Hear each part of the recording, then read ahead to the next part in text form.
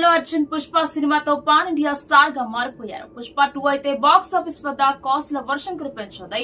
దీంతో ఆయన global star గా గుర్తింపు తెచ్చుకున్నారు. ఈ క్రమంలోనే తన నెక్స్ట్ ప్రాజెక్టులపై చిత్ర పరిశ్రమలో భారీ అంచనాలు నెలకొన్నాయి. మలయాళ దర్శకుడు నటుడు బాసిల్ జోసెఫ్ తెలుగు ప్రేక్షకులకు సుపరిచితుడే. దర్శకుడిగా టోవినో థామస్ తో మిన్నల్ మురళి అనే సూపర్ హీరో సినిమాతో దేశవ్యాప్తంగా గుర్తింపు తెచ్చుకున్నాడు. కోవిడ్ సమయంలో నెట్ఫ్లిక్స్ వేదికగా రిలీజ్ అయిన ఈ చిత్రం ప్రేక్షకులను మెప్పించింది. లిమిటెడ్ బడ్జెట్ లో ఉన్నప్పటికీ మంచి టెక్నికల్ స్టాండర్డ్స్ తో అదరగొట్టింది ఈ cinema.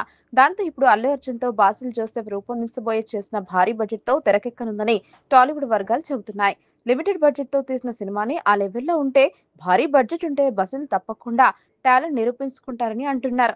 Allu Arjun, Basil Joseph combination లో తెరకెక్కే చిత్రం శక్తిమాన్ పాత్రను ఆధారంగా తీసుకుని ఉండొచ్చని సమాచారం. 90వ దశకంలో ముఖేష్ ఖన్నా ప్రధాన పాత్రలో టీవీపై ప్రసారమైన శక్తిమాన్ సీరియల్ అప్పట్లో పిల్లల్ని, పెద్దల్ని విపరీతంగా ఆకట్టుకుంది.